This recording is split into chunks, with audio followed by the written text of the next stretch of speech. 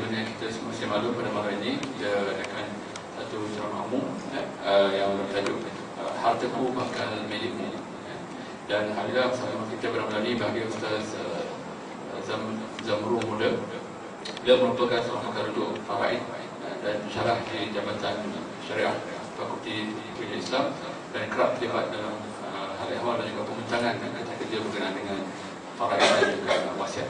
Jadi insyaAllah pada malam ini ada bahan yang telah bagi Ustaz sediakan dan diedarkan, dan semoga itu membantu perbincangan kita pada malam ini. Dan insyaAllah di akhir ceramah nanti kita mungkin ada sedikit sesi soal jawab. Ya. Sekian, silakan kepada Ustaz untuk memulakan kuliah. Bismillahirrahmanirrahim. Alhamdulillahirabbil alamin, wassalatu wassalamu ala asyrafil anbiya'i wal mursalin wa ala alihi washabihi ajma'in. Rabbi shrah li sadri wa yassir li amri wa hlul 'uqdatam min lisani yafqahu qawli. Assalamualaikum warahmatullahi taala wabarakatuh. Terima kasih pengurusi, Cik Samsul, tuan-tuan, puan-puan yang sudi ataupun yang ada kelapangan pada kali ini. Kita diberi kelapangan oleh Allah Subhanahu Taala untuk kita sama-sama lagi berada dalam suatu majlis ilmu, yang mana suatu majlis yang amat diberkati oleh Allah Subhanahu Wa Taala. Pada kali ini, oleh kerana atas permintaan Cik Samsul berkaitan dengan pengurusan harta, ataupun dikata hartaku bakal hartamu atau milikmu, hartaku bakal milikmu, maknanya pada fahaman saya harta itu kalau bakal tu tak jadi lagi lah masa hidup, maknanya akan jadi lepas pemiliknya mati. Okay? Masa hidup tak beri lagi ke anak-anak ni. Nah, itu maksudnya. Kalau beri itu bukan pusaka dah lah. Okay? Jadi kita seberingkas kita bincangkan topik ini, dan bahan yang saya sediakan itu adalah sebagai panduan atau asas atau pengenalan sahaja. Kebanyakan kita selalu terlibat dalam pengurusan jenazah, dan kebanyakan pengurusan jenazah, kursus-kursus yang dibuat, kebanyakanlah di surau mana pun, kebanyakan, bukan semua, tidak disusuli dengan bagaimana harta jenazah atau harta arwah atau harta Allah yarham itu atau Allah yarhamah untuk diuruskan kemudian. Jangan lepas tanam habis. Harta ikut pandangmu lah, orang kata minta maaf saya orang. Kalau harta tu ikut pandang awak lah, nak balik nak buat macam mana pun, sampai situ sahaja. Okay? Sedangkan Allah Subhanahu Wa Taala sabda Rasulullah sallallahu alaihi wasallam, nafsul mu'min mu'allaqah bidainihi hatta yuqda anhu, atau kama qala, roh atau jiwa orang Islam ini, orang yang beriman ini terikat dengan hutangnya sehinggalah hutang itu ditunaikan. Okey? Maknanya sesempurna mana pun jenazah yang kita kebumikan itu, dengan belajar pengurusan lengkap lah ni, semua hak sunat semua kita ikut belaka. Kebumi jenazah, tapi rohnya takut tak sampai ke langit, hutang dia tidak dijelaskan. Ya? Itu susulan tu. Kita kata okey, cantik kita kebumikan ni, kapan kan, ikut kaedahnya sembahyang penuh masjid surau ni, tapi hutang dia tak diselesaikan. Apabila hutang diselesai, dia ada sangkut paut dengan harta pusaka. Okey? Kalau kita pun ya kan, itu sabda Rasulullah sallallahu alaihi wasallam lah. Jadi dah kalau lengkap, biar disusuli dengan lengkap juga. Itu maksudnya. Okay? Yang kita nak sama-sama perbaiki atau sama-sama kita ambil iktibar daripada itu. Kita bimbang takut jenazah saja dikebumikan sempurna, hutang-hutang yang jenazah tinggal kita buat abai sahaja. Kita bimbang itu berlaku kerana perbahasan atau perbincangan tentang harta yang jenazah tinggal kita tidak susuli selepas itu. Yang ini kita bimbang takut berlaku. Jadi kita nak sama-sama menjaga perkara ini supaya perkara ini tidak menjadi dalam galangan kita. Okey, tidak berlaku dalam kalangan kita. Okey, gambar tu ya. Okey, firman Allah Subhanahu wa taala, a'udzubillahi minasyaitonirrajim, kullu nafsin za'iqatul maut, sesungguhnya jiwa yang bernyawa itu confirm mati. Terjemah bahasa mudah. Okey, setiap yang hidup pasti mati. Apabila mati, ada harta tak dia? Yang ini yang kita nak bincang. Kalau tak ada masalah. Kan, tak ada masalah dari sudut nak bahagi harta dia, memang dia tak berharta. Okay. Kemudian firman Allah Subhanahu wa taala lagi, auzubillahi minasyaitonirrajim, surah An-Nisa, surah yang keempat, ayat yang ke-29. Ya ayyuhallazina amanu la ta'kulu amwalakum bainakum bil batil. Wahai orang-orang yang beriman. Kalau disebut orang-orang yang beriman, kita kena confirm kita lah tu. Okay, kita lah yang kata, oh yang kudak beriman orang lain rosak. Okay, rosak. Okay. Wahai orang-orang yang beriman, dia kata, bukan aku orang lain kok, ayat ni tuju lah, jangan. Kalau disebut orang-orang yang beriman, kita kena yakin kita lah tu. Sebab kalau kurang iman tu tak Islam kita, rosak nanti. Ramai orang kata gitu, oh, wahai orang-orang yang beriman, bukan aku tak beriman. Jenuh, tak beriman, kufur lah itu maksudnya. Yang beriman ni kena keyakinan penuh. Tak boleh sikit-sikit confuse, tak boleh. Kan kata orang lain lah ni. Bukan saya ni ayat ni tuju ni, sebab saya tak beriman mana. No. Tak beriman mana bukan tanam lagi cara Islam lah. Jangan cara lain lah. Itu maksudnya. Ayat ni dituju pada kita semua. Itu maksudnya. Wahai orang-orang yang beriman, janganlah kamu makan atau guna atau manfaat atau kuasai mana-manalah harta-harta kamu semua sesama kamu dengan jalan yang tak betul, jalan yang batil. Itu ingatan Allah Subhanahu wa taala kepada kita. Okey. Kemudian disusuli lagi firman Allah Subhanahu wa taala dalam surah An-Nisa ayat 10. Innal a'udzubillahi minasyaitonirrajim, innal ladzina ya'kuluna amwalal yatama zulman innama ya'kuluna fi butunihim nara wa yaslawna sa'ira. Sesungguhnya, lebih kurang maksudnya, sesungguhnya orang-orang yang memakan harta anak-anak yatim secara tak betul, secara zalim, sebenarnya mereka itu hanyalah menelan api neraka atau api ke dalam perut mereka, dan mereka pula akan dihumban atau akan dimasukkan ke dalam api neraka yang menyala-nyala. Apabila sebut saja anak yatim, memang ada kematian. Itu maksudnya. Okay? Sebut anak yatim, memang ada kematian. Okay? Ayah nama yatim cerita lain, itu bukan. Okay? Sebut anak yatim dalam konteks ayat ini. Kalau sebut yatim dalam konteks Islam, anak yang kematian ayah, anak kecil. Sebut anak yatim ni anak yang di bawah umur, yang dah umur dewasa, bukan anak yatim. Ayah dia mati, atuk dia mati, mak dia mati, yang umur 40 tak apa-apa. Bukan tu. Okay? Bukan. Anak yatim ni orang umur kanak-kanak lagi, yang masih di bawah umur, masih di bawah tanggungan ayah dia mati. Kalau ibu mati, bukan anak yatim. Dalam konteks Islam, dalam konteks bahasa kita terpulang lah. Dari segi Islam, sebab ia ada kesan hukum lah. Okay? Sebab ia ada kesan hukum. Kalau ibu meninggal, bapa yang menguruskan harta anak yang diwarisi daripada ibu. Kalau anak bapa pun miskin, harta anak saja ada, bapa boleh jual. Okey, beza tu. Tapi kalau sekiranya, sebab bapa dia jaga harta anak, tapi sekiranya bapa yang mati, ibu yang tolong jaga harta anak, ibu tak boleh jual, kena minta izin mahkamah nak jual. Kalau harta kekal maksudnya, nak tanggung. Itu beza kesan dari sudut perbezaan anak yatim tak yatim. Kita kata sama je, dah dari segi hukum beza. Itu maksudnya. Okey. Jadi bahaya kita. Saya sengaja meng-highlightkan atau sengaja menonjolkan ayat-ayat ini sebagai peringatan kepada kita, pengajaran kepada kita, supaya apa yang berlaku itu tidak berlaku kepada kita. Okay? Dan masyarakat kita lah, kalau boleh kita nak elakkan. Jadi apabila ingat, jadi dalam konteks pengurusan pusaka disusuli dengan pembahagian harta pusaka, kita tidak dapat lari daripada risiko.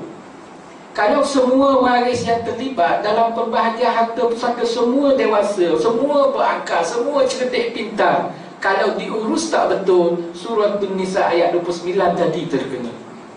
Okay? Tak boleh makan harta secara batil sesama kamu. Sesama kamu tak kira adik-beradik, mak dengan anak dan sebagainya. Sesama kita. Kalau sekiranya dalam kes itu, dalam kes kematian itu ada anak yatim, ada kanak-kanak yang masih kecil, maka surah An-Nisa ayat 10 ini terkena. Itu risiko yang kita hadapi kalau urus tidak betul. Jadi kena berhati-hati supaya benda ini tidak, atau perkara ini tak berlaku kepada kita. Okey? Sebab ramai yang kita, sebab itu saya highlightkan tadi, urus jenazah alhamdulillah lengkap sempurna, tapi selepas itu tanggungjawab waris macam mana? Yang itu yang jangan disentuh dalam kursus pengurusan jenazah. Okey, ada beberapa tempat yang saya pergi dah sentuh. Okey, baru ni Masjid Besi, kita panggil Masjid Besi Putrajaya pun buat kursus jenazah. Selak tak ada jemput saya, cerita sikit balik ni wari-wari nak buat apa lepas dah kursus tadi, nak buat apa sedikit, mungkin sepadar panduan ingatan kepada waris apa nak dilakukan harta yang bakal mereka miliki. Yang ini yang perlu kita jaga bersama. Sebab kita duk nampak yang orang saja, ini tak betul, ini tak betul. Yang di kalangan kita macam mana? Itu maksudnya. Yang jauh saja dokumenkan contoh. Ialah yang baru, yang duk hangat sekali. Kita nampak orang ni, kita ni pula. Itu maksudnya kita bersama. Kita bersama. Okey. Kemudian apa makna harta pusaka yang terkait atau terlibat dalam pengurusannya? Okey. Apa makna harta pusaka? Kita pandai sebut je apa dia harta pusaka tu. Okey. Iaitu harta yang ditinggalkan oleh si mati. Harta yang dia punya, kemudian dia tinggalkan, yang kekal kepunyaan sampai dia mati, itu untuk waris. Okey, secara ringkasnya. Kalau sekiranya pagi ni dia jual tanah, contoh. Pagi ni dia jual tanah kepada satu pihak, pihak itu sudah bayar pun down payment dan sebagainya, dah jual beli berlaku, dah sah dah pun, maka tanah itu walaupun geran tak tukar nama, tak jadi harta pusaka tu dari segi takrif ini. Kena faham tu. Sebab ramai adik-beradik, anak-anak pergi berebut. Pak Mat, contohlah, Pak Mat, tanah ini ayah saya jual ke Pak Mat ke? Ya, dah jual. Tapi mengapa nama ayah ada pada geran lagi ni? Kita bergaduh. Okey. Lepas tu kita minta Pak Mat serah balik. Kami pula balik down payment Pak Mat. Okey, contoh. Kita sudah rampas hak dia kalau kita paksa. Okay? Tapi kita tak sedar. Sebab kita ingat tukar nama baru selesai. Tak, dalam Islam mana ada nama. Nama Rasulullah dulu geram pun tak ada. Dia canda sepadan-sepadan itu pun kan? Macam kita pergi suami atau isteri, suami tu utamanya pergi kedai beli barang kemas, tulis nama suami di resip kan. Masa beli tu di resip tu, suami balik serah kepada isteri. Adakah nama di resip tu nanti akan tukar nama isteri juga? Dia buang kata. Maknanya dokumen bukannya bukti nak suruh sah sesuatu. Dia bukti untuk milik sahaja. Okay? Bukan bukti untuk sah. Bukti untuk wujud berlaku sahaja. Bukan bukti sah. Sebab itu dalam jual beli tidak disyaratkan, tak ada rukun jual beli. Adanya penjual, adanya pembeli, adanya barang, adanya harga, adanya ijab kabul. Tak ada sebut mesti tukar nama pada geran. Tak ada dalam syarat apa-apa jual beli. Jadi ni yang kita bimbang, takut benda itu sah menurut hukum fiqh, kita kata tak sah. Sebab kerana kealpaan kita. Jadi ini yang banyak berlaku. Itu kalau saya buat contoh jual beli. Contoh yang banyak lagi berlega di kalangan masyarakat kita, okay? Yang sekeliling kita mungkin berlaku. Contoh, ayah sudah beri harta kepada anak secara hibah. Hibah tu bahasa Arab. Jarang tak dengar, tak biasa dengar hibah. Sebab orang camping sekarang ni, hibah. Kata apa dia hibah ni? Hibah tu bahasa Arab, makna bahasa Melayu berilah. Okay? Pemberian ayah kepada anak, ibu kepada anak. Jarang berlaku ayah kata, Abang Long ambillah tanah tu, pergilah buat rumah. Ayah bagi kat Abang Long, daripada menyewa saja, ambillah tanah tu kosong, buatlah rumah. Ayah dah beri kat Abang Long.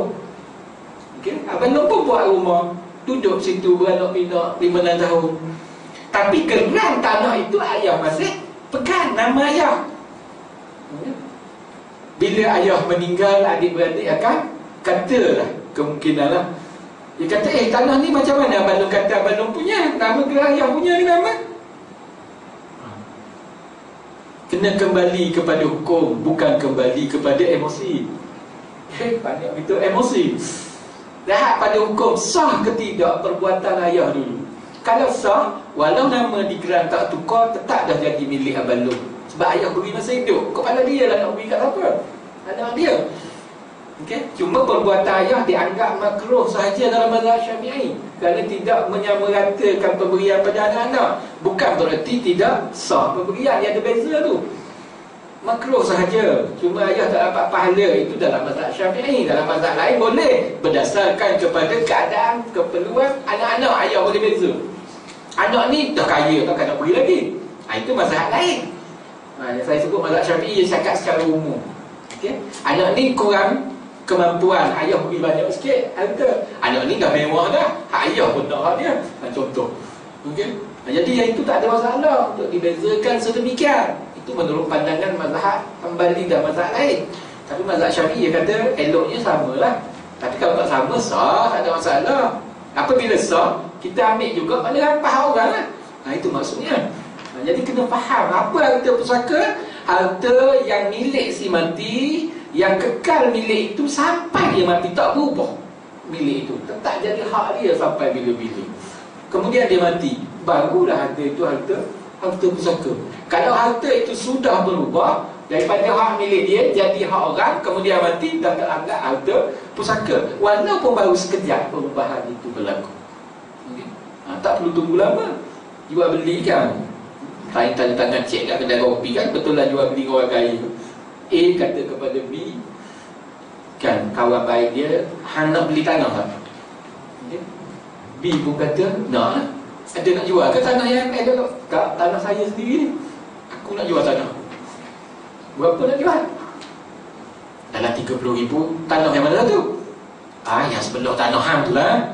Tak payah kita tengok lah, dia hari-hari kita tengok tanah ni kan tak ada orang lah. Kan kata kena kita tengok tanah dulu lah. So, dia kata sebelah tanah hang kan. Memang dia tahu dah tanah tu. Dia pun kata okey, hang nak jual berapa ni? 30. Aku tak nak tahu apa. Sebab aku pun hati tanah tu. Comel. Habis hang nak buat apa? Dah lah aku nak pakai duit. Okey. Kan, gerai tak bawa dekat rumah. Dia buat keluar cek, tanda tangan, okey, saya belilah tanah awak ini dengan harga 30,000. Ni cek. Si A balik bawa kereta, dia bilang kosong. Betul dah tanda tangan CB ni. Tak kosong 30 kan 3,000. Tengok kosong, accident meninggal. Macam mana? Tanah itu sudah tidak dianggap harta pusaka, walaupun gerai masih dalam laci rumah dia, kerana jual beli sudah sah. Ini yang kita nak kena faham. Jadi anak-anak nanti nak buat macam mana? Kita tahu bersamalah. Okey. Ini yang kita nak perhatikan dalam konteks masyarakat. Kita bimbang sebab harta pusaka ini adalah harta yang cukup bahaya dalam kalangan kita. Risiko untuk menghadapi itu cukup tinggi. Kalau kita tak ada ilmu, kita bimbang terjerumus. Itu sahaja. Okay? Sebab itu kena tahu.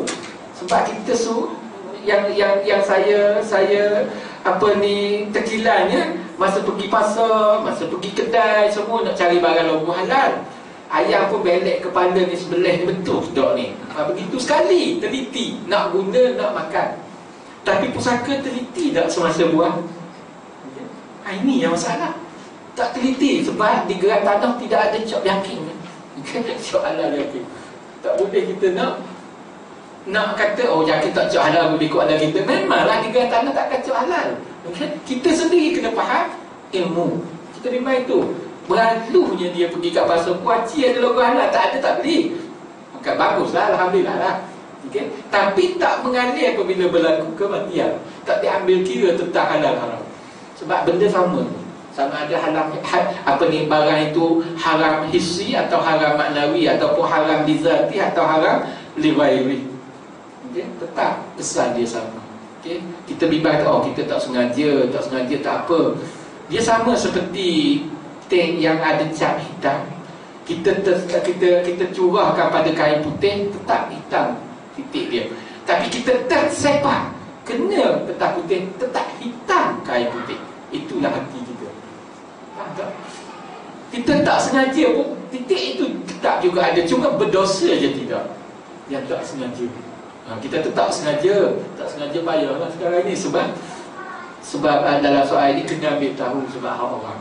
terbit bangkut sedar, kemudian baru itulah. Okey, jadi itu yang kita nak cuba.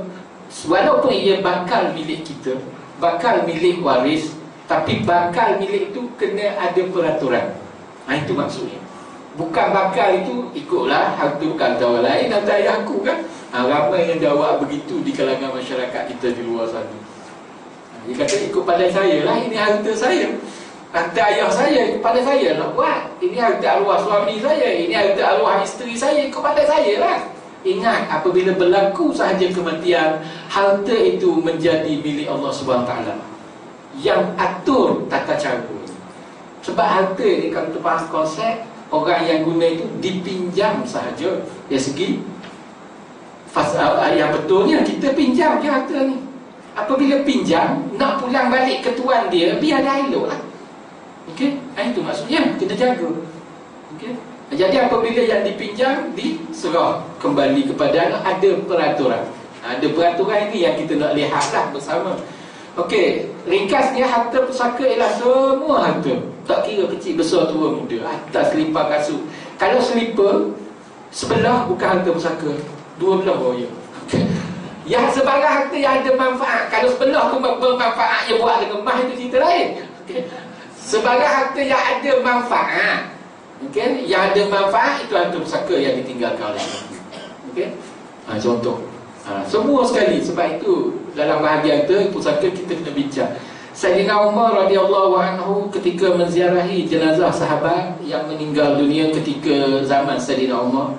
Sayyidina Umar radhiyallahu anhu ketika melawat itu waktu malam, okay, beliau telah menghembus lampu pelita yang dipasang di seorang waris. Dan beliau berkata, kurang lebihnya bahasanya, mengapa kamu pasang pelita ini menerangi kamu je, orang lain macam mana? Sedangkan pelita ini dan minyak di dalamnya adalah milik semua waris. Okay? Pelita je Sayyidina Umar pergi hembus. Dia kata kamu guna seorang, sedangkan itu hak orang lain. Ayat tuan dia dah mati dah ni. Sampai pelita. Kita dah kereta, motor, pakai rembat gitu je. Bukan tak boleh, boleh. Tapi ada tata cara. Itu maksud tata cara ni yang kita nak tahu, supaya jadi boleh. Tak boleh pakai redah sebarangan. Itu yang kita nak. Okay? Supaya kita berperaturan. Sebab Islam the way of life. Cara kita nak hidup, ya atur belaka. Bagusnya mana nak cari. Okay? Kan? Dari A sampai Z, dia atur belaka. Jadi itu yang kita kata kita Islam, kena ikutlah peraturan. Okay? Jadi apabila disebut semua harta peninggalan si mati, tak kira hak kecil ke, hak besar ke, tanah ke, rumah ke, apa ni, TV ke, katil ke, sofa ke, semua sekali lah yang dikatakan harta. Okey? Semua jadi harta pusaka. Okey. Jadi harta pusaka ni termasuklah barang yang keluar, ataupun saya ambil yang awal, semua harta si mati yang diperolehi sejarah lah. Sebab itu kita nak ambil harta orang pun dengan cara yang halal, barulah kita meninggal nanti harta itu jadi pusaka. Kalau masa hidup kita ambil harta orang dah cara tak halal, bagaimana anak-anak kita nak warisi harta itu? Itu dari segi konsep. Tapi turun juga, redah semua. Okay? Ini yang masalah. Jadi mengalirlah penggunaan itu. Jadi semua harta yang halal. Contohnya dia, contoh mudah, dia melabur dalam suatu skim. Tiba-tiba dia dapat tahu bahawa skim itu adalah skim tak patuh syariah. Okey? Maka yang jadi pusaka adalah pelaburan dia sahaja, modal dia. Keuntungan daripada skim itu bukan harta pusaka. Tapi bagaimana nak buat? Guna untuk kebajikan dan kepentingan orang ramai, atau serah kepada Baitul Mal di bawah wang tak patuh syariah. Bukan semua sekali. Bukan semua sekali, kan serah semua sekali. Kan, nyesal pula dia dah modal tetap harta halal. Yang kerja kan, tiba-tiba yang masuk satu skim, okay? Meninggallah dia. Tiba-tiba pelaburan itu adalah harta yang halal, yang dia pokok modalnya itu, tapi tambahan dividen, bonus, keuntungan itu adalah yang itu saja, yang itu jangan serah semua. Ada orang kata ia dah bercampur lah. Kena beza di antara benda itu haram lizati ke haram maknawi. Kalau haram maknawi buang. Kalau ada RM1, 10 sen yang tak halal, berilah 10 sen ke orang lain. ataupun kepada Baitul Mal. RM1 tak payah koyak kan. Jangan. Okey. Itu kalau sekiranya sebuku saja daging khinzir, daging babi masuk dalam kawah, kena buang semua. Jangan buang sebuku tu. Yang tu beza di antara haram maknawi dengan haram isi. Okey. Sebab orang tu dah bercampur haram belaka. Jangan. Gutunglah. Okey. Jadi kita beza tu. Okey. Baru kita nampak. Jadi buang saja tu. Yang halal saja ambil, bukan suruh pergi semua. Kalaulah ditakdirkan begitu. Kita tak tahu masa kita masuk. Ingat ke patuh syariah. Mati baru anak tahu bahawa ayah dia melabur, orang tak patut syariah. Contohnya ambil modal. Hak lain tu surah Baitul Mal atau anak-anak guna untuk kepentingan masyarakat sekitar. Buat tampar jalan yang berlubang, baiki pagar surau masjid, contoh kan, batu bersihkan kubur, boleh guna untuk upaya itu, boleh, tak ada masalah. Atau kita kata tak beranilah, takut kok nanti salah guna, surah Baitul Mal, biar Baitul Mal lah. Itu cara dia.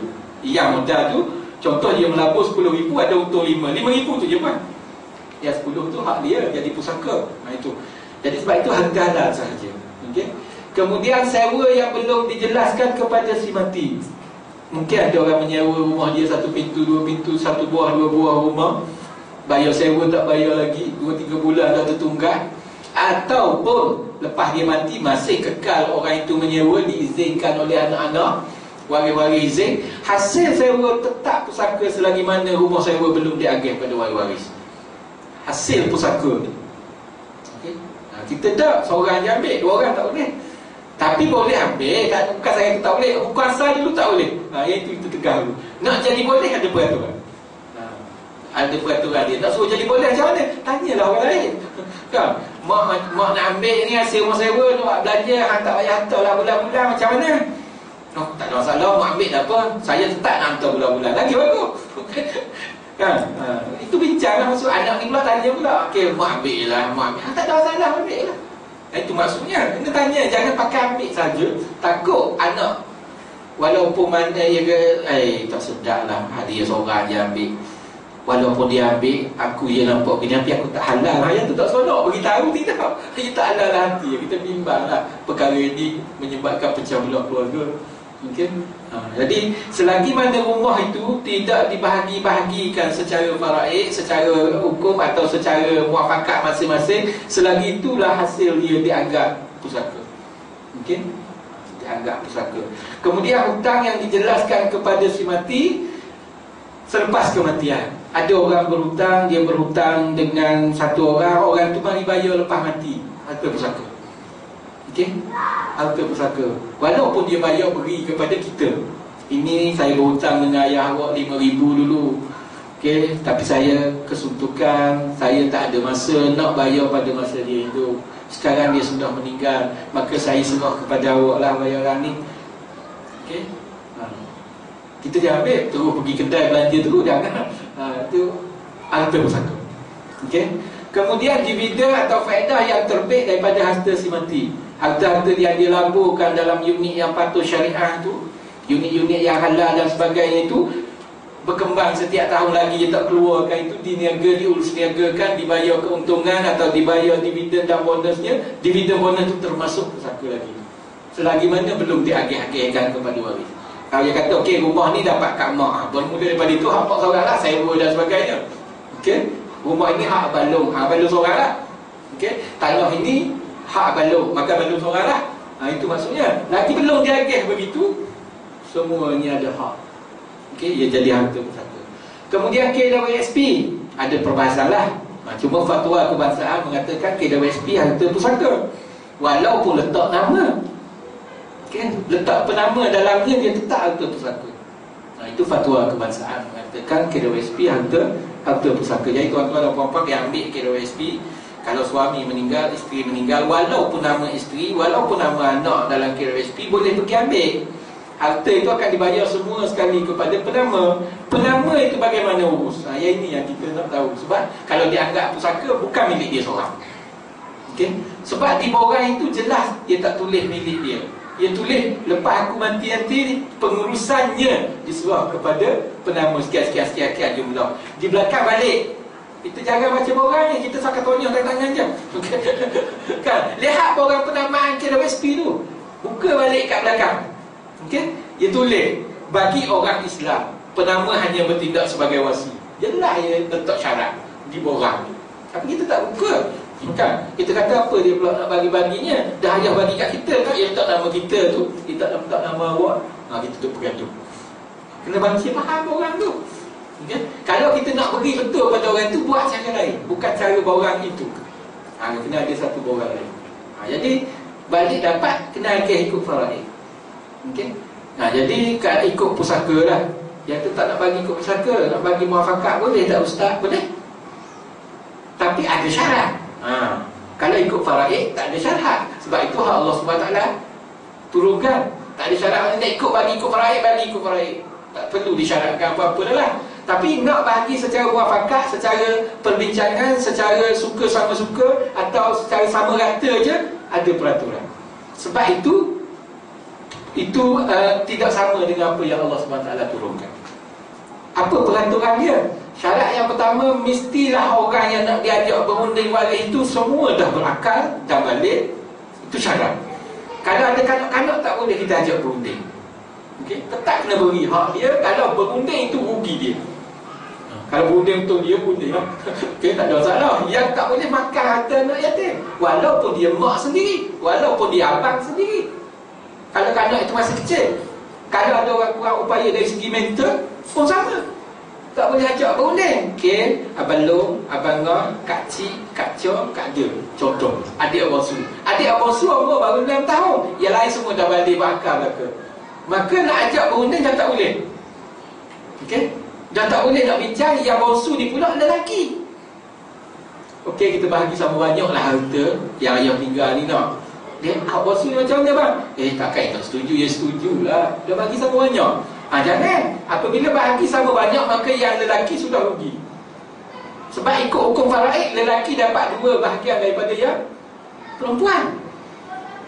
Jadi perbincangan itu tak boleh guna makan. Kalau buat juga, maka 5 orang ini makan harta anak yatim.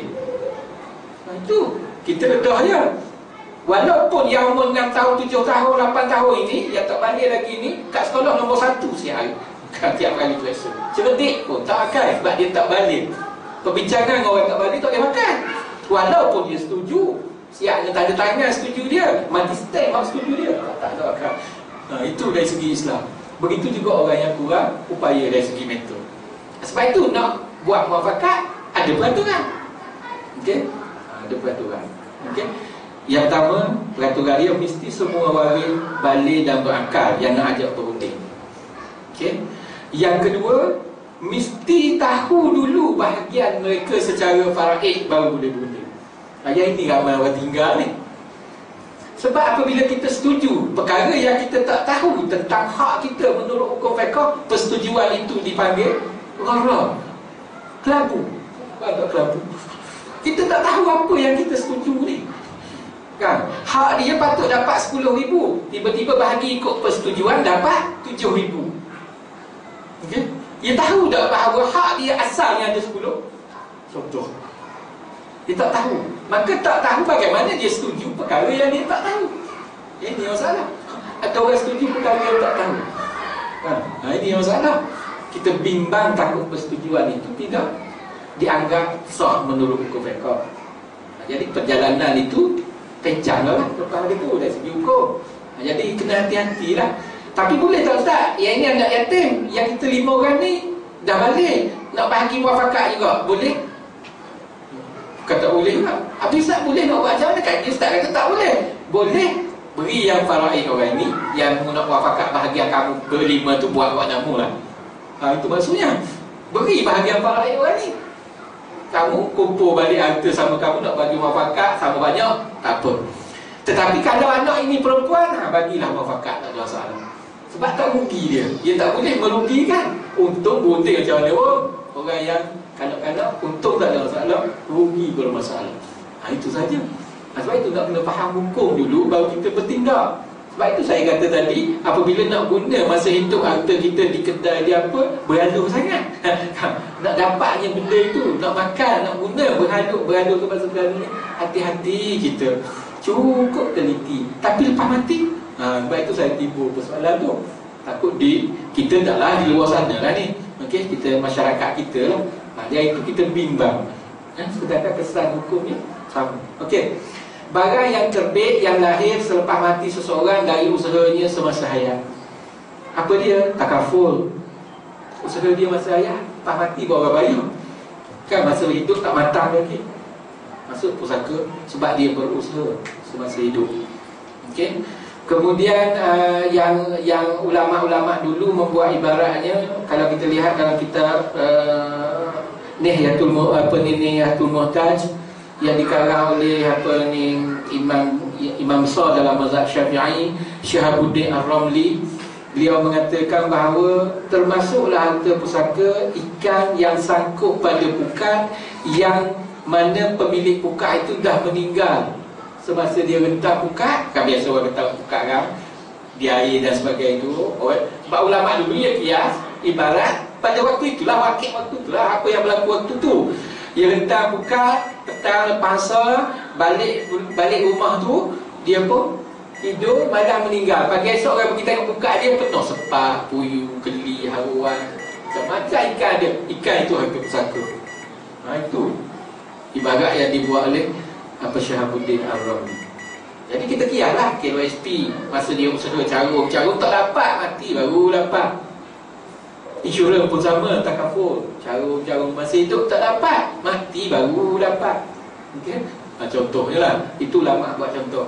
Di sekitar kita ni pula, ulama Nusantara, ulama Patani, Syekh Dawud Patani mengatakan bahawa kalau seseorang itu pajak pokok kelapa, ambil air nira kelapa.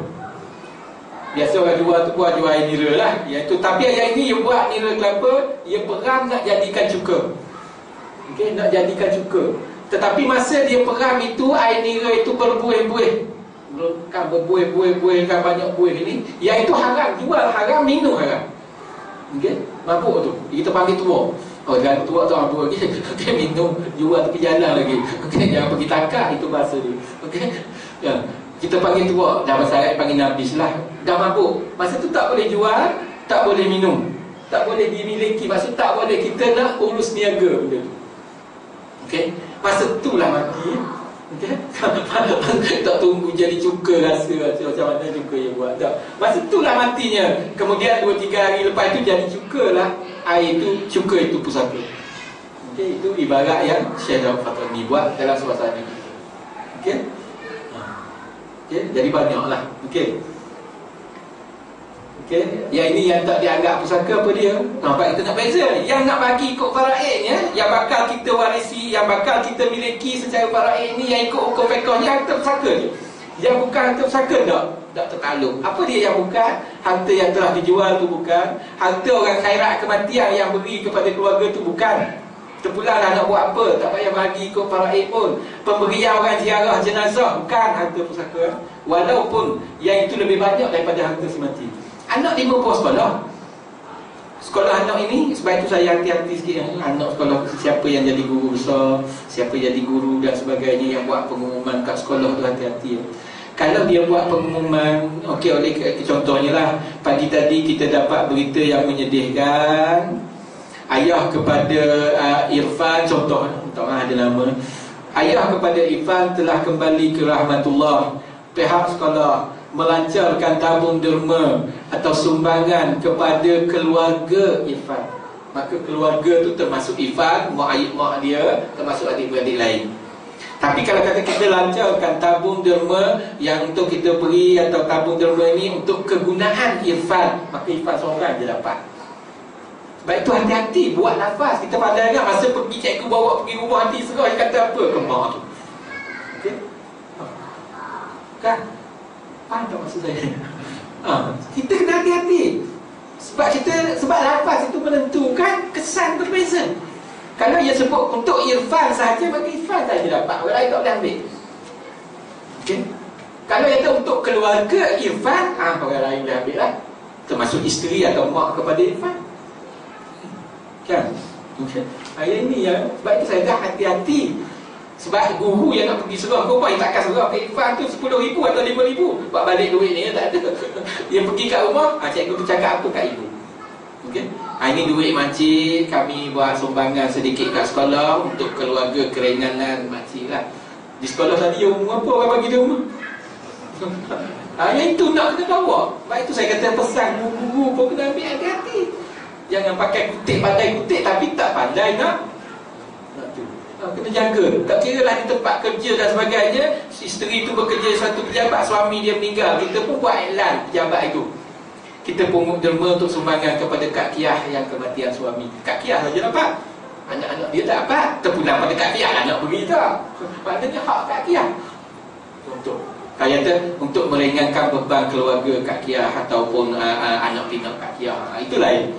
Barulah termasuk Kak Kiah, keluarga Kak Kiah dan keluarga dia lah. Okey, itu kena jaga. Okey, sumbangan. Okey, sumbangan ni kita kena hati-hati sikit ya. Kalau sebab ramai yang dah bercampur aduk. Seorang ini sedang koma, duduk di hospital dan sebagainya, duduk di rumah dan sebagainya, ataupun sedang sakit, lumpuh dan sebagainya. Orang ziarah biasa beri duit, letak bawah bantal, masuk dalam poket. Alhamdulillah orang kita ni murah hal-hal gitu. Okey, tak ada masalah, bagus.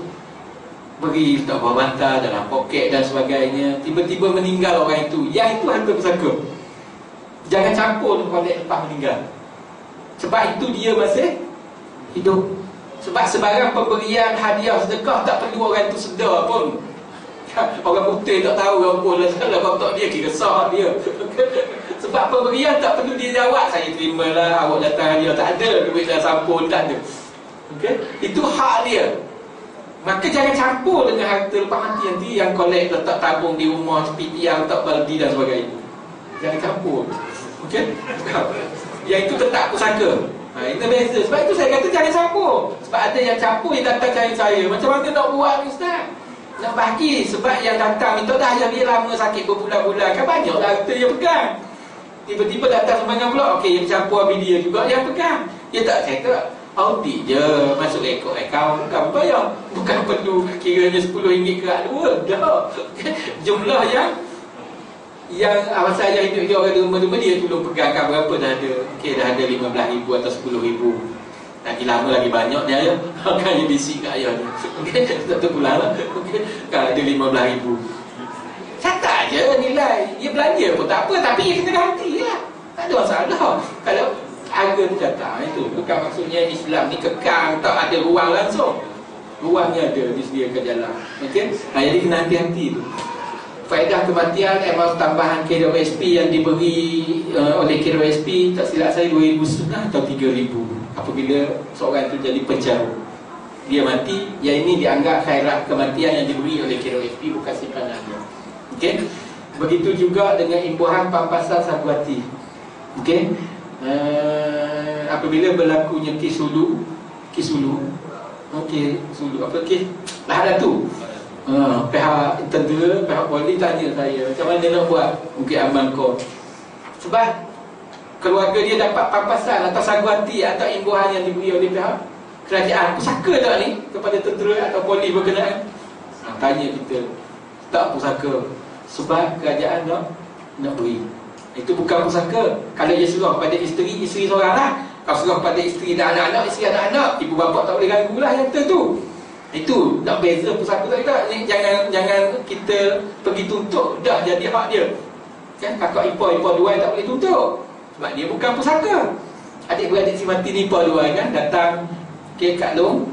Tu duit 50,000 yang kerajaan beri tu harga luah tu tahu. Jangan guna Kak Long seorang. Kita pun takut. Kan dibagi lah. Kan hak kita. Sebab biasa tentera yang akan serah kepada isteri. Serah itu terpulang pada kerajaan. Kalau kerajaan tu beri isteri, hak isteri seorang. Okay? Kalau kerajaan tu beri isteri, ibu bapa, hak ibu isteri. Kalau kerajaan tu beri kepada keluarga. Apa dia keluarga? Adik-beradik tak masuk kalau adik-beradik dah dewasa. Okey? Sebab keluarga ni tak ada dalam Al-Quran, dah ada ku anfusakum wa ahlikum nara. Jagalah diri kamu dan keluarga kamu daripada api neraka. Keluarga ni tak masuk Kalau dia ada anak-anak, dia dah anak-anak je. Ibu bapa. Adik-beradik dia jaga dia. Kita tak jaga. Bukan ahli kita. Tapi kalau dia di bawah tanggungan kita, masuk. Masuk adik-beradik tu, mak ayah dah meninggal, dia masih kecil, memang kita kena tanggung nafkah, masuk. Itu maksudnya. Kalau dah besar, dia sendiri dah cari nafkah, bukan. Masuk keluarga tu jangan masuk orang tu lah. Kena faham tu. Takut kita pergi, dah lah orang pergi kat kita, orang kata kita pergi bagi rugi kita lah. Kita nak cari bukan mudah lah. Okey, hak lain orang ambil banyak dah, kita dapat sikit pula. Okey, pencen terbitan bukan pusaka. Suami kerja kerjaan, pencen isteri. Isteri dapat, itu pencen terbitan kita panggil. Pencen terbitan bukan pusaka. Pencen pusaka. Okey, pencen terbitan ni yang pesara itu meninggal, dibayar kepada suami atau isteri. Anak-anak yang kurang upaya sampai dia habis umur lah. Anak kurang upaya ni istimewa. Okey, OKU itu. Okey, anak kelainan upaya dan sebagainya. Tapi pencen harta pusaka, dia jadi pesara, dia tak makan pun pencen, dia masuk bank je. Bukan dia mati ayah itu pusaka. Dia kata ini pencen ayah bukan pusaka, jangan. Okey, ayah itu pusaka sebab dah jadi milik ayah. Semua ayah tak makan, dia makan hasil kelapa sawit, tanah kangkung kacang dia usahakan. Dia tak makan pun tak usik duit pencen. Itu pusaka. Yang bayar kerajaan bayar kemudian tu bukan. Jadi kalau dibayar kepada isteri, tak payahlah nak pergi agih kepada adik-beradik. Adik-beradik pula yang tahu hukumnya, tak payah pergi minta. Malu saja. Itu maksudnya. Dua-dua kena faham sebenarnya. Okey. Isteri tak beri, adik-beradik pun tak payah katalah, sebab itu memang hak dia. Sebab dia bukan pusaka. Dia tiap bulan pergi kat pencen arwah tu macam mana? 3,000 bulan ni tak agih lagi kan? Kita pun pergi keluar draw, kira bagi kosok lah. Itu maksudnya. Yang tu bukan pusaka. Okey. Perkeso bukan pusaka. Bayaran perkeso, harta yang dipinjam memang bukan pusaka lah hak orang. Okey. Itu baru pengenalan. Nak cerita yang bahawan 3-4 slide yang barunya. Okey, saya rasa saya beri kebukakan buka ruang kepada tuan-tuan dan puan-puan untuk kita sama-sama berkongsi. Ada yang nak tanya, yang boleh kita kongsi bersama. Jadi silakan dalam 5 minit ke. Okey, biasa sudah pukul berapa? Okey. Ada soalan nak tanya tuan-tuan dan puan-puan? Mungkin kan yang mungkin ada tu. Ya ke, bahagi pusaka ni ramai orang tak faham macam mana ni, yang ramai kita tak sedar. Yang kita bakal miliki ni banyak mana bakal ni tu. Ramai tak tahu banyak mana bakalnya. Yang ni ramai orang tak faham kat mana. Ya, kalau sekiranya seorang suami, lelaki yang mati, ada isteri. Mana suami lah yang mati tu, ada isteri, ada anak-anak, ada ibu bapa. Okey, isteri, anak-anak, ibu bapa. Isteri hanya 1/8. Okey, isteri hanya 1/8. Ibu hanya 1/6 harta arwah. Okey, harta arwah. Bapa hanya 1/6 bapa arwah kalau masih hidup. Anak lelaki, anak perempuan akan dapat baki lagi kongsi. Lelaki dapat 2 bahagian daripada perempuan. Itu simple. Ada yang bertanya juga kepada kita, dari mana pandai-pandai nak letak 1/8 ni? Kat mana pandai-pandai letak ustaz ni? Okey, dia berpunca daripada firman Allah Subhanahu Wa Taala. Okey, dalam surah An-Nisa ayat 11. A'udzubillahi minasyaitonirrajim. Yusikumullahu fi auladikum lizzakari mislu hafzul unsayain. Fa in kunna nisa'an fawqa ithnatayn falahunna thuluthu ma tarak. Wa in kanat wahidatan falahan nisf. Wa li abawayhi likulli wahidin minhuma sudus ila ayat. Itu hal ibu ayah, ibu bapa. Hal isteri pula, walakum nisfu ma taraka azwajukum illam yakul lahunna wala wa in kana lahunna waladun falakum rubu' mimma tarakna min ba'di wasiyatin tusuna dia ila ayat. Semua ayat Quran yang kita letak 1/4, 1/8, 1/6. Tak pernah jumpa ustaz. Yalah, kamu baca saja tamat bulan Ramadan 5 kali, mana tak tahu. Ramai orang kita begitulah, tak pernah jumpa. Memang tak pernah. Sebab tak surah An-Nisa ayat 11, ayat 12 yang saya baca tadi. Okay? Jelas-jelas diatur oleh Allah SWT. Sebab hal harta ini Allah Ta'ala susun jenai tu. Banyak diatur, tidak diserahkan kepada Rasulullah untuk atur. Ayat Quran dulu atur. Okay? Hal harta, kerana bimbang takut kita hal harta ni lah. Okay, itu disusun. Okay, jadi kena jagalah. Jadi isteri hanya 1/8. Sikitnya 1/8. Saya jaga dia 50 tahun, 60 tahun sebab dia mati umur 80, 90. 60 tahun bersama. Kita kata sikitnya 8. Payahlah. Jadi nak jawab apa payah. Kalau kita jawab bahasa seranunya mudah je. Dapat apa banyak-banyak, nanti kak pun nak pergi sekali. Dalam 40 sekali. Saya jawab mudah je. Sebab apa diberi sikit kepada isteri? Sebab ada anak-anak. Anak-anak yang baik confirm isteri atau ibunya itu terjaga. Tak dapat harta pun tak ada masalah. Itu Islam susung wajib atas anak tanggung ibu. Kalau hukum itu berjalan, tak timbul isu aku dapat sikit, kamu dapat banyak, tak timbul lah. Sebab jaminan dia sudah ada. Tapi itu tidak berjalan, mengapa disalahkan hukum? Salah orang yang tak jalan, kan? Sebab kita samalah juga. Sebab ini bukan hadu. Contoh, ramai orang tak patuh peraturan jalan raya. Kita ajar orang tadika untuk patuh peraturan jalan raya. Tapi orang ramai juga tak patuh, tak apalah. Tapi kita didik dari tadika untuk supaya patuh peraturan jalan raya. Hal macam ni, kan? Mati baru nak pergi cari, contoh. Mati baru bergaduh, tak tanggung mak ayah dan sebagainya. Kalau dididik dari awal, insyaAllah kita punya tu tak akan berlaku sedemikian lah. Itu yang kita nak elakkan bersama. Mungkin jadi sebab itu saya kata tak boleh lebih banyak kita beri sumbangan. Dalam pembahagian harta pusaka, sumbangan tidak menentukan banyak sikit dapat harta pusaka. Okay? Harta orang mati itu tak menentukan sumbangan. Tidak ada portion abang long dapat banyak, hak bangsu dapat sikit. Tak ada portion macam tu. Pusaka dia letak sama je. Kamu anak umur 40 dengan kamu anak umur setahun, sama bahagian kalau lelaki sama lelaki. Okay? Sama bahagian. Sebab itu dalam bahagi pusaka, jangan tanya ni umur berapa, tak ada. Kalau ditanya untuk pentadbiran saja. Sebab pusaka sama je.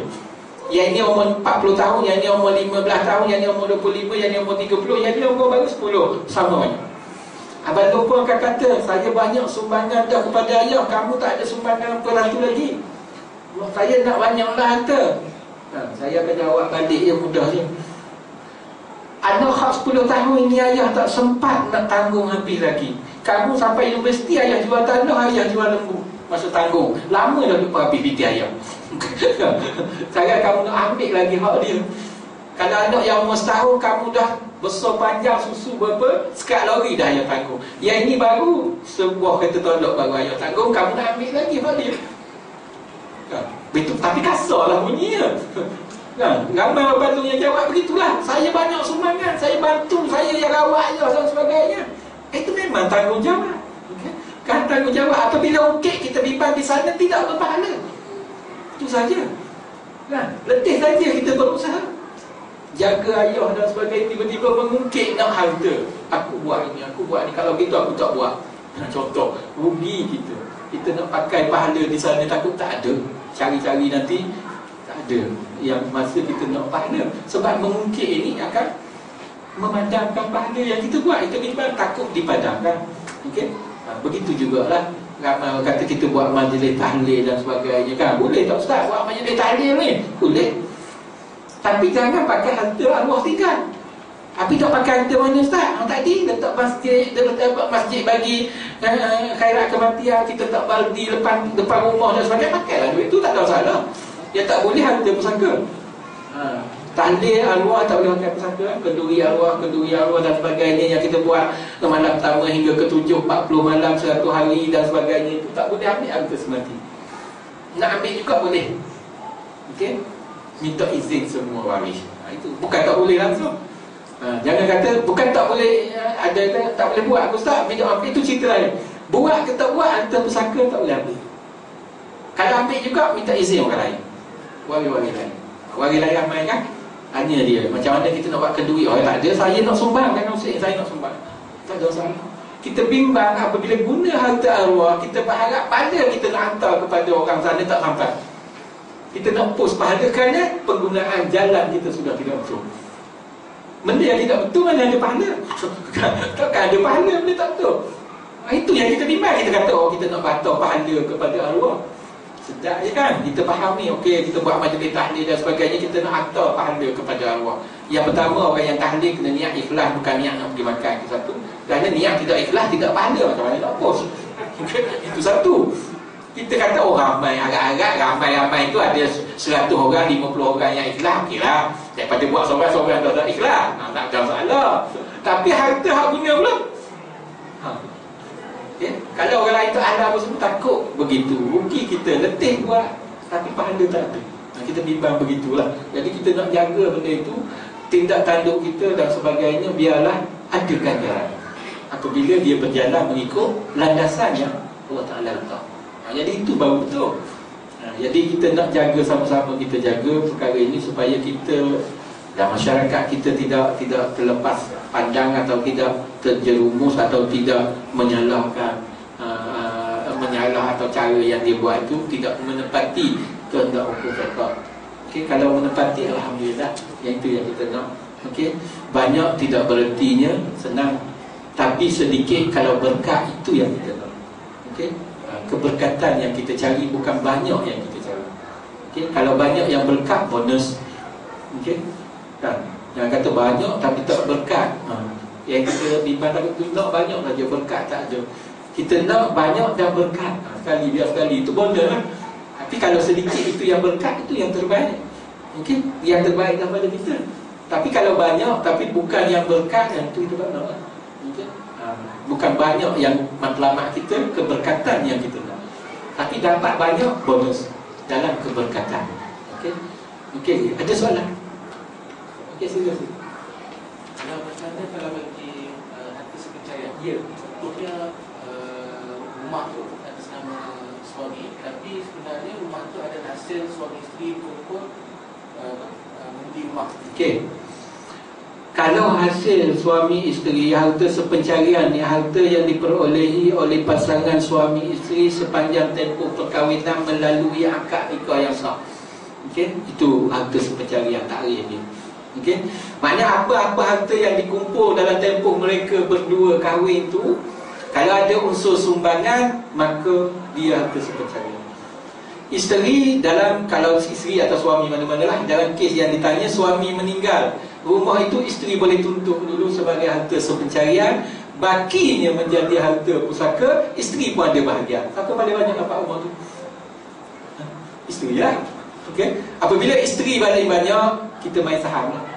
Itu cara pusaka, kita main saham. Apa-apa tindakan nak buat di atas rumah tu, kita akan tanya pemegang saham terbesar. Siapa pemegang saham terbesar? Okay? Kalau nak kata mak jual lah rumah ni, mak tu tak nak jual, kena ikut cakap mak kalau pegang saham, main saham. Sebab anak hanya sikit saja. Tapi kita pandai main saham, hal pusaka kita tak masuk balik ke situ. Mak dapat harta sepencarian, katakanlah separuh, rumah harga 400,000, separuh 200,000. Contohlah harta sepencarian yang kita tuntut. Tuntut harta sepencarian boleh dituntut dalam 3 keadaan. Sama ada selepas perceraian, dalam perkahwinan, selepas kematian. Itu fatwa Nabi SAW. Okay, Arahan Jabatan Khatimah Syariah Malaysia, Arahan Amalan tahun 2007. 3 keadaan. Lepas cerai boleh tuntut, masa berkahwin boleh tuntut. Yang masa berkahwin macam mana boleh tuntut? Poligami. Okay? Suami nak kahwin baru, suami lama tu boleh tuntut harta bahan, senarai dulu harta sebelum kahwin ni, boleh. Okay? Tak jadi. Okay? Itu kalau tahu dah kita kemarah untuk berhenti awal-awal. Kita senarai dulu bahan, harta-harta kita kumpul bersama, jom kita senarai dulu. Saya nak tuntut, nanti saya bertukar tangan, nanti saya tak andal bahagian saya. Senarai list rumah, tanah, kereta, dia kan, tinggal tu baru kata okay. Itu dalam perkahwinan yang bagi nak poligami.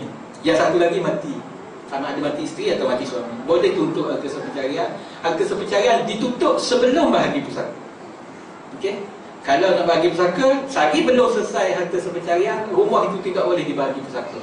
Itu maksudnya. Okey, jadi dah dapat separuh. Kalau 400,000, 200,000 dah dapat. Daripada 200, isteri dapat pula 1/8 kalau ada anak-anak.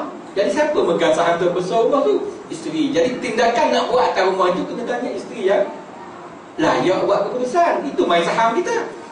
Kita hanya ada 20%. Yang ini pegang 80%. Kita buat keputusan, marah yang 80 ni. Main saham pandai.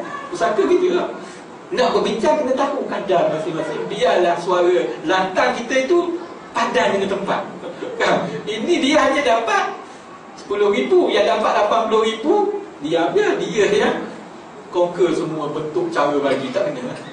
Walaupun tak salah kalau dipersetujui, tak salah, tapi tak berapa manis lah. Kalau kita main saham pun kita katanya share terbesar. Jadi mak tanya mak rumah ni nak buat macam mana? Mak nak.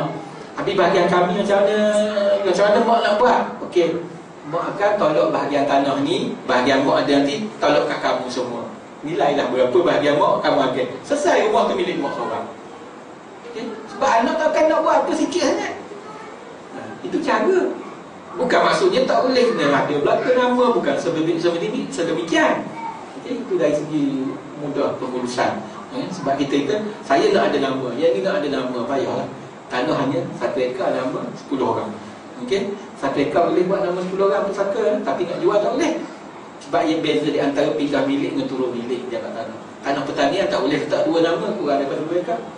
1 nama masih hidup, tapi mati letaklah berpuluh orang pun boleh. Ia beza antara tukar milik dan pindah milik, itu undang-undang lah. Okay, lagi. Jadi mana boleh tuntut, isteri boleh tuntut kalau suami mati. Apatah lagi bukti jelas walaupun geran nama itu geran rumah nama suami, dari segi jelasnya dia tetap hak bahagian ada bahagian isteri. Kalau nama geran rumah dan nama isteri tak payah tuntut dah, memang jelas. Yang nak tuntut ni kerana nama orang lain. Dia boleh tuntut lah.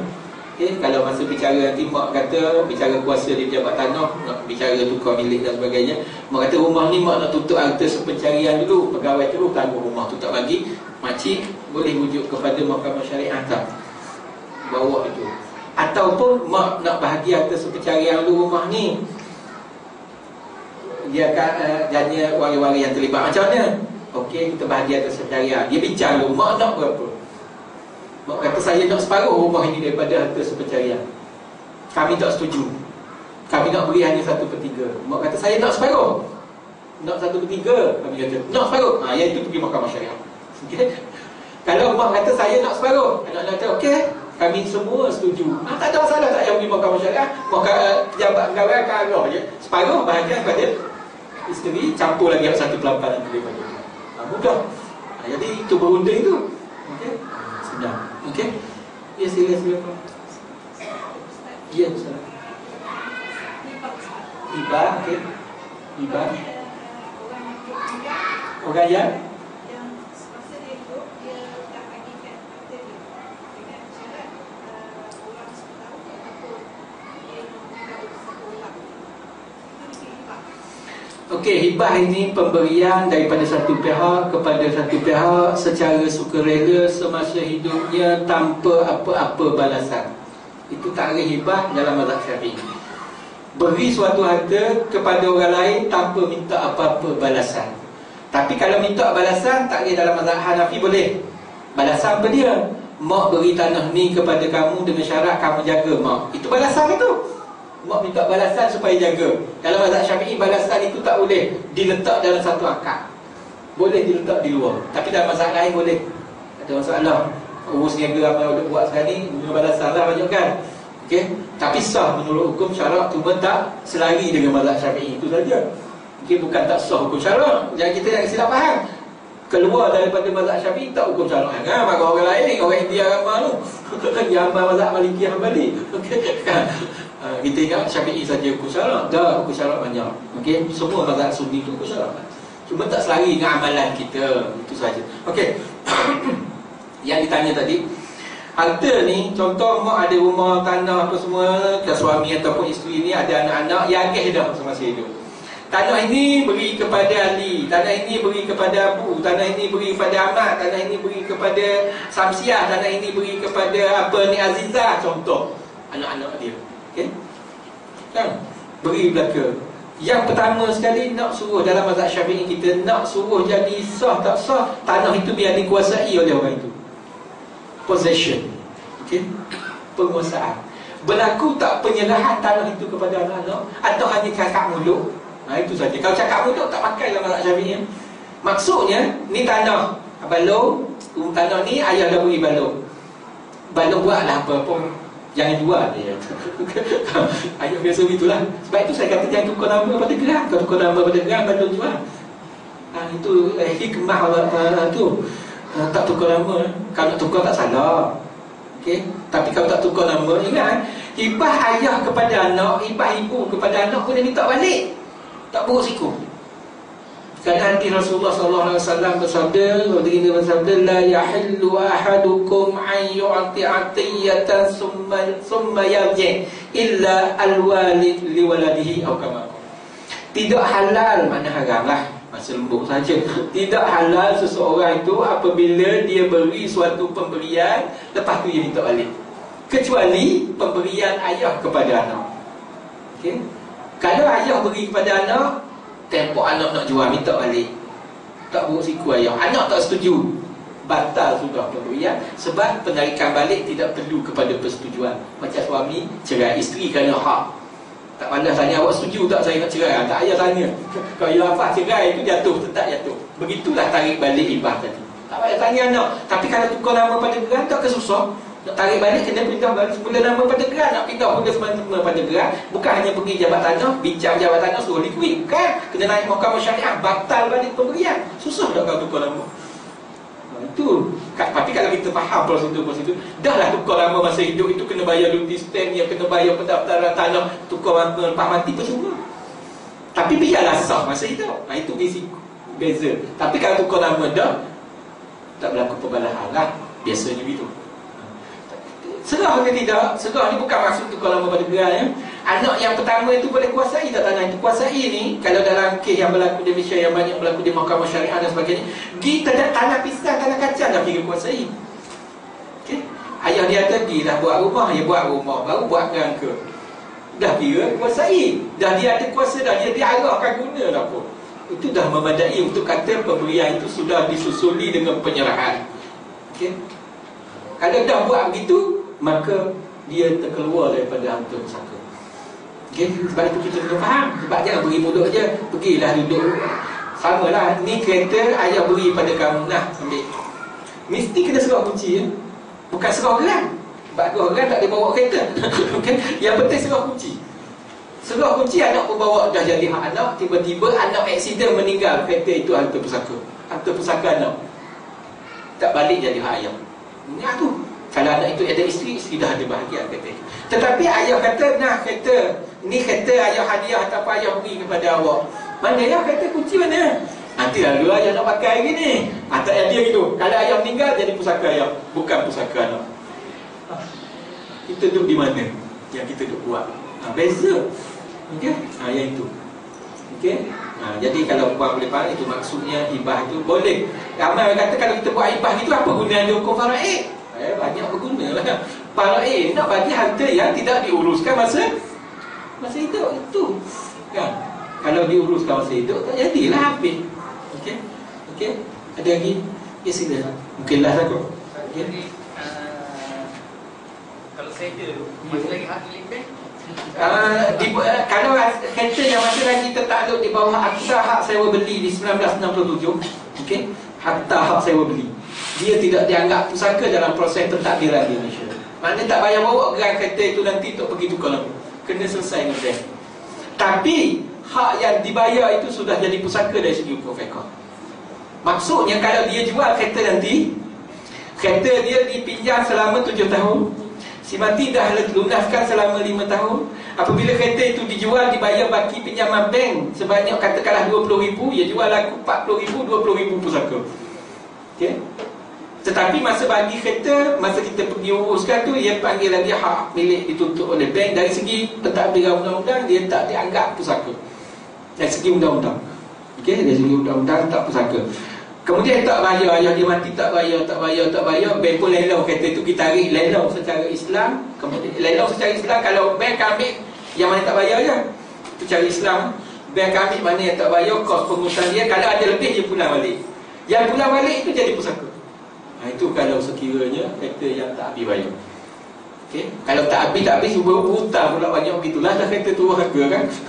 Berhutang, anak-anak kena jelas lah. Kalau nak kereta tu, kalau tidak beri ke bank-bank tarik, dia akan carilah. Itu hal diuruslah. Itu maksudnya. Okay, tapi dari segi perundangan, kereta geran itu masa bahagian itu tak perlu bawa ke pejabat tanah. Kata ini harta geran, dia tengok geran, dicok bawah tu hak milik tutup oleh Islamic Bank Islami. Ya, tolak tepi. Okey. Okey, kalau ada, ya sila das. Tentang keadaan arwah pula. Ya, tentang yang saya arwah daripada hari pertama sampai ke hari 100 hari. Ya.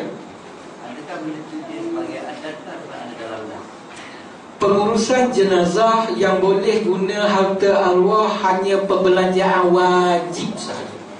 Apa dia perbelanjaan wajib yang boleh guna harta arwah? Iaitu perbelanjaan perkebumian, beli kain kafan, upah orang gali kubur. Upah semayang tak masuk, upah mengaji Quran tak masuk, okey, upah hias kubur tak masuk, okey, upah gali kubur. Orang kata pakej pengurusan jenazah, sekarang orang buat pakej, katakanlah pakej itu 3,000 boleh ambil daripada harta arwah, kerana itu perbelanjaan wajib.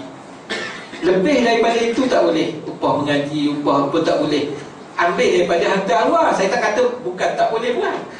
Nak buat-buatlah, tapi jangan ambil harta arwah. Kalau ambil harta arwah, biar semua setuju dah ambil. Begitu. Kalau nak ambil kan. Jadi kita perlu tahu apa dia perbelanjaan wajib dan wajib. Apa dia pengurusan yang wajib dilakukan ke atas jenazah, yang itu boleh guna harta arwah. Okey. Yang wajib. Okey. Yang itu. Tapi perlu diingat, banyak hutang-hutang arwah kena bayar dan sebagainya lah. Okey. Mungkin kita akan bincang akan datang. Sebab ramai yang wanita kena faham, bila wanita itu berhutang dengan kedai dan sebagainya, kan, dia suri rumah ataupun bekerja, dia selalu tulis buku 35 kat kedai tu kan. Biasa buku bayar bulanan. Kak Nak beli beras 2 kapik bulan ni, Kak Nak beli gas 1 balang bulan ni, beli minyak, beli apa. Itu hutang suami, bukan hutang isteri tu kan. Kalau isteri mati tak boleh bayar pakai harta isteri, kena bayar harta suami. Kalau suami mati tetap bayar harta suami, walaupun di buku 35 tu tulis nama Kak Zat. Sebab perkara itu adalah nafkah suami. Kecuali isteri setuju, cerita lain. Yang setuju ni tetap tolak lebih. Maka apabila nak bayar hutang nanti, pakai harta isteri. Suami, walau suami dah mati, mak nak cabut hutang kedai Pak Ali yang mak berhutang ni. Anak-anak kata, hutang Pak Ali macam mana mak? Kan nama di buku hutang tu nama mak. Tengok barang yang dia beli. Kalau beli gelang, cincin kita lain. Itu nak kena faham. Kita jaga banyak sebab memang kedai Pak Ali kan tulis nama Kak Zah. Kak Zah yang telefon tak tulis nama orang lain. Contoh. Kena hati-hati. Sebab itu kena faham kan? Kita tak, saya mak tak apalah, nanti mak bayar lepas mak dapat harta arwah ayah. Rugi mak dah dapat kurang, bayar pula.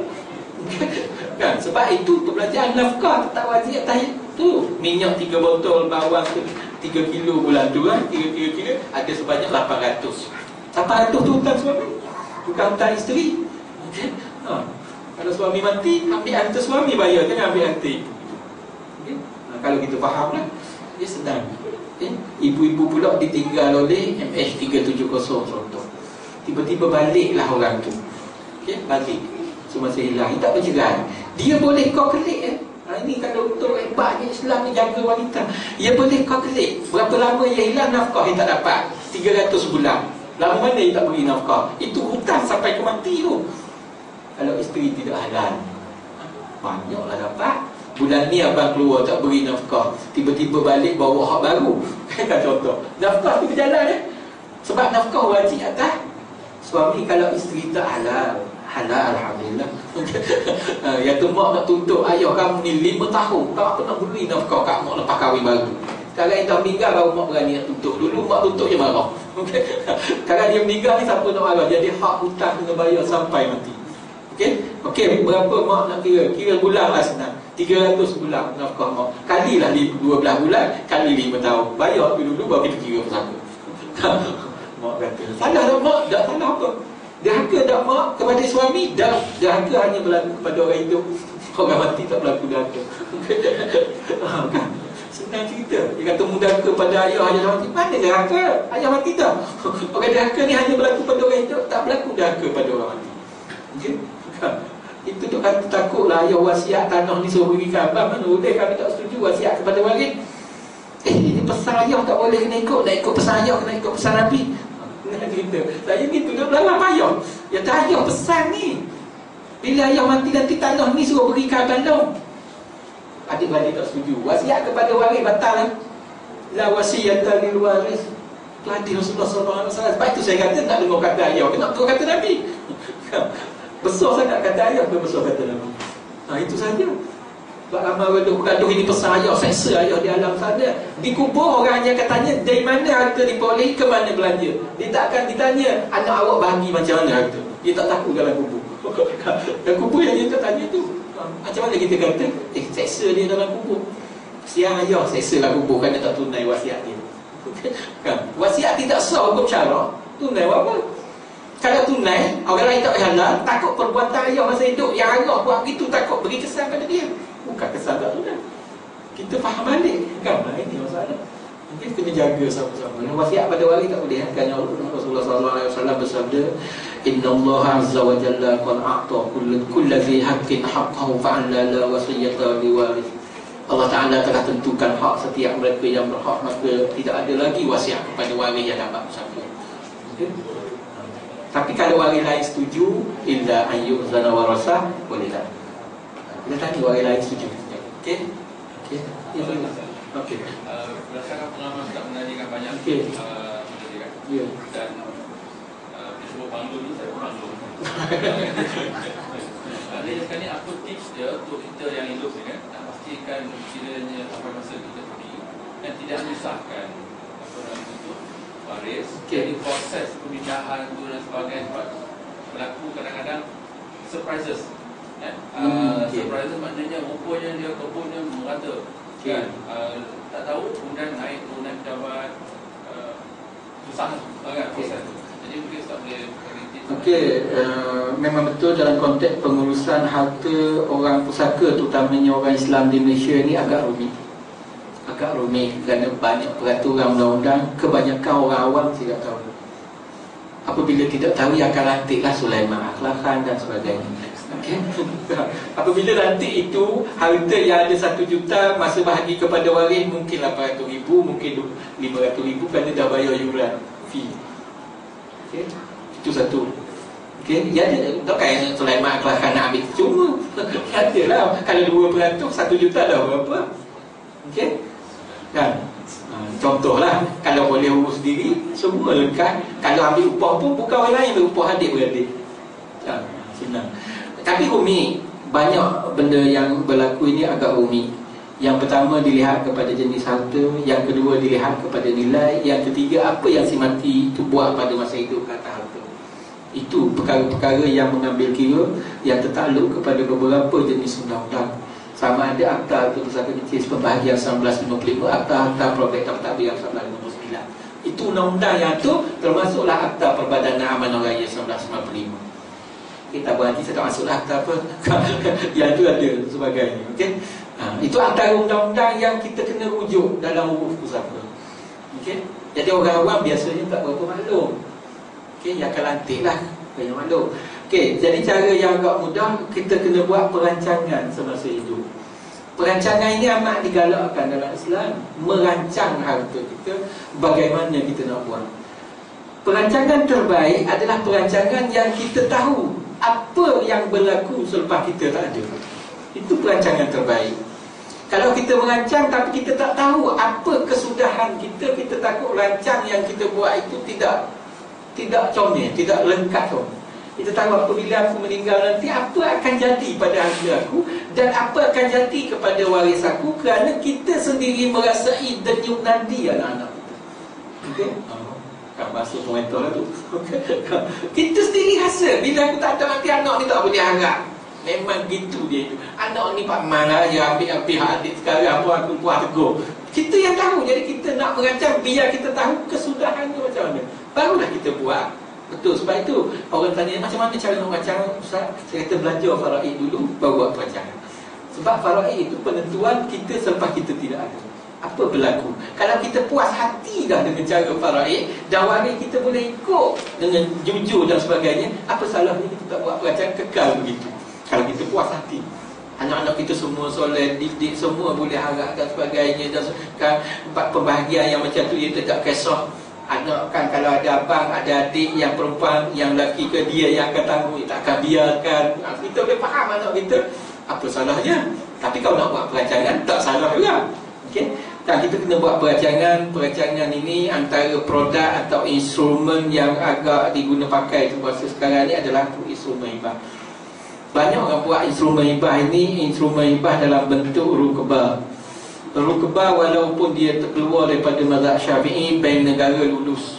Walaupun terkeluar daripada mazhab Syafi'i, Suruhanjaya Security, Bank Syariah Security lulus. Saya 14 hari bulan ni nak pergi pihak Suruhanjaya Security suruh beri penerangan ada produk IRS ke apa nama yang masuk tu, bagaimana nak urus. Okay. Panel syariah dia nak dengar sebelum dia buat keputusan. Okay. Panel syariah Suruhanjaya Security luluskan produk tu. Apa dia rukbah ni? Mudah saja rukbah kalau suami isteri, yang melibatkan suami isteri. Tapi hibah ni tak dipakai dalam mazhab Syafi'i ya. Tapi yang banyak berlaku di luar sana, produk-produk hibah ni yang digunakan. Okey, dalam mazhab Syafi'i jarang. Okey. Apa dia ni? Apa yang dikatakan dalam produk ni? Maksudnya begini, apa rukbah ni? Jarang orang dengar. Hibahnya begini ya. Kalau suami isteri biasanya naknya hibah ni antara ibu dengan anak. Okey, antaranya dia kata rumah ni abang punya. Abang beri kepada awak sepanjang hidup awak. Kalau awak mati dulu, balik rumah ni kepada abang. Tapi kalau abang mati dulu, kekallah milik awak. Itu hibah rukbah dipanggil. Okay. Ramai suami isteri nak buat. Okay. Tak jadi persangka lah kata tu. Kalau suami mati dulu, kekal milik isteri rumah tu, walaupun dia dah beri. Tapi kalau isteri mati dulu, balik-balik kepada suami. Tak jadi pusaka. Takutnya kalau kita beri terus kepada isteri, isteri mati dulu jadi harta pusaka isteri. Anak-anak kita hanya dapat sebagai bahagian sebagai suami, walaupun rumah itu awalnya hak kita. Ramai tak berani begitu. Apatah lagi apabila kita tidak tahu hubungan suami isteri itu sejauh mana kekal. Wallahu a'lam. Kan? Kita tak tahu. Jodoh pertemuan Allah Ta'ala, tentu kita berdoa supaya kita kekal hingga ujung nyawa lah. Okay? Dan terus berjumpa di sana. Itu doa kita. Tapi takdir Allah SWT yang menentukan. Apabila kita dah beri, katakanlah isteri itu bercerai dan sebagainya, betul kita. Orang lain basuh kaki ni, kita bukan setakat nak basuh kaki, batu tak lagi basuh. Contoh. Jadi nak rancang itu ada teknikal tertentu lah. Jadi kalau dalam konteks itu hibah mana boleh buat. Maksudnya kita nak beri terus, takut anak jual dan sebagainya. Ramai yang buat hibah tabung haji, hibah rumah dan sebagainya. Dia buat gini. Rumah ni ayah beri contoh bahasa mudah. Ia adalah fahakat dalam dokumen yang kita buat tu. Rumah ini ayah beri kepada awak. Awak nak tak? Anak nak lah ayah. Okay, terima kasih.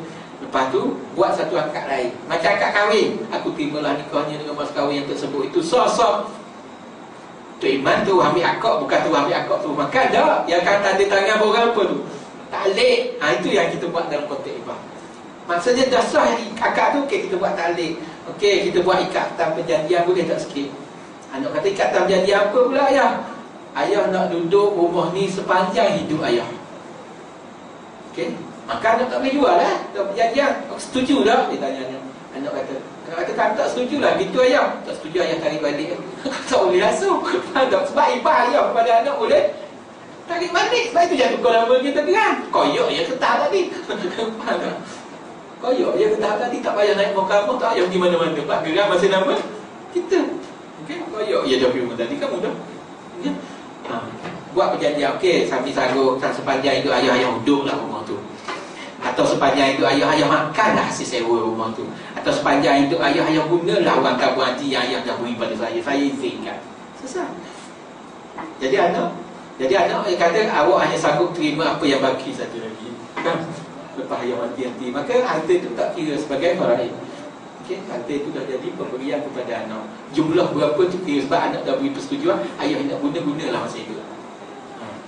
Tapi kalau anak langgar perjanjian itu, ayah boleh tarik balik hibah. Itu satu. Kalau anak langgar itu, boleh bawa ke mahkamah kerana breach of contract atau breach pecah mana. Sebab itu ikatan mana. Okey. Itu dari segi undang-undang dunia lah yang pecah ikat mana tu. Okey, sebab ia langgar janji. Islam pun tak boleh pula langgar janji. Dari segi hukum. Okey. Itu antara produk-produk atau benda yang boleh kita renung bersama lah untuk buat. Okay. Saya tak bisnes mana-mana. Saya tak ada janji jumpa saya nak buat tak. Saya tak ada. Bukan saya kempen tu dia ke dah. Itu boleh kita renung lah. Ada buat ke mana-mana tu pulang lah. Okay. Ya sila. Sila buat kita.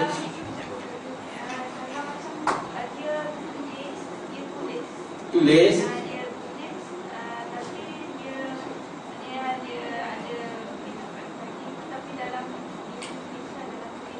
Dia buat bentuk bertulis hitam putihnya. Okey,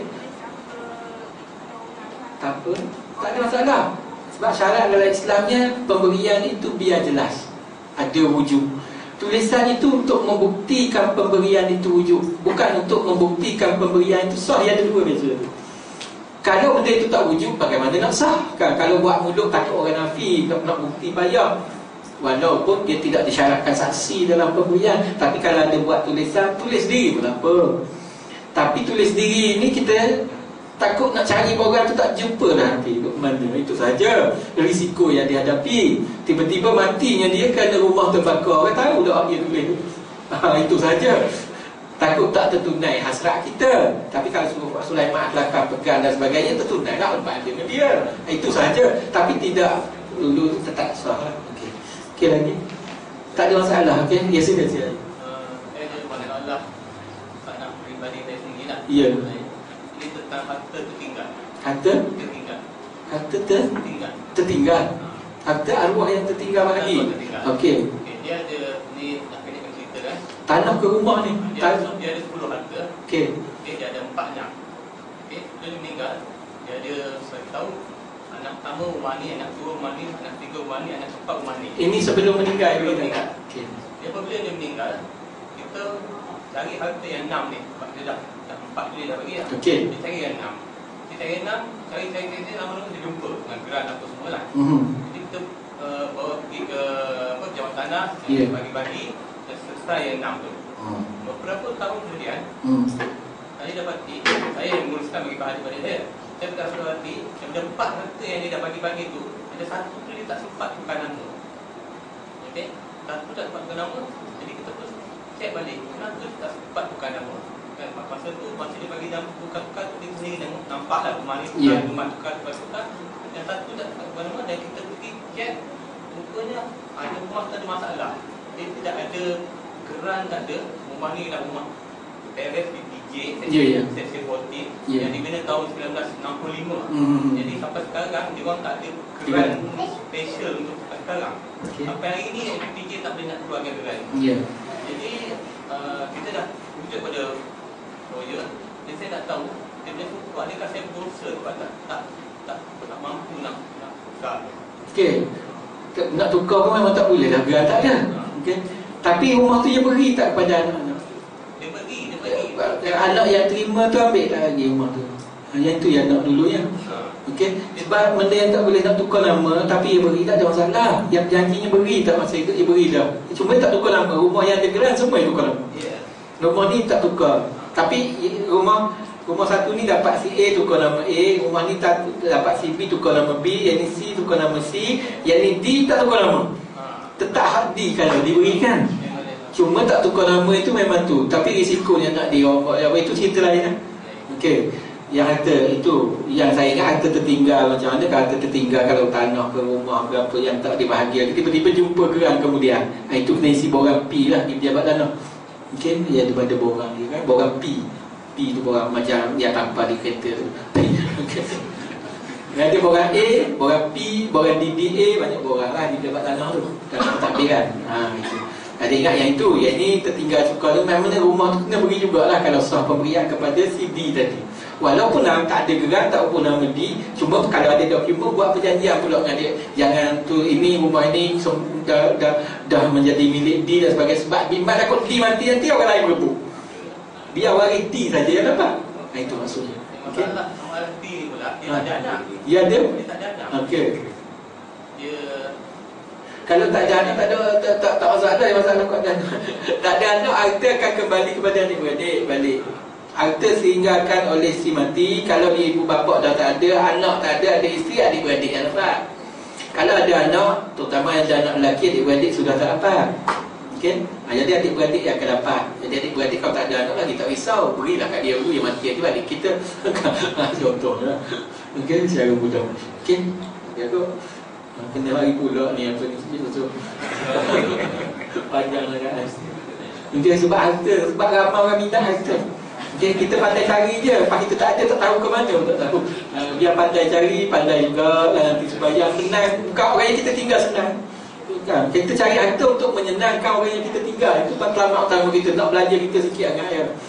Kan? Nak suruh senangnya orang kita tinggal, siap ambil insurans, takaful dan sebagainya. Nak suruh senang orang yang kita tinggal. Tapi apabila kita tinggal, rupanya harta yang kita tinggal itu lebih menyusahkan mereka. Tidak setimpal dengan susah payah kita cari. Susah macam mana? Daripada tak bergaduh. Daripada tak berebut lebih baik kalau kita boleh hidup, lebih baik kita ambil buat sumbangan di rumah saja itu. Kan susah, cari dah lah. Benar-benar. Itu maksudnya tak sampai matlamat pencarian harta. Biarlah kita cari harta dengan susah payah, cari tujuan untuk senangkan ahli keluarga kita, dan dia peroleh pun dengan senang. Barulah comel urut tu. Ini baru cantik. Barulah sampai cita-cita kita cari tu. Okey? Okey, kalau tak ada apa, saya ucapkan terima kasih.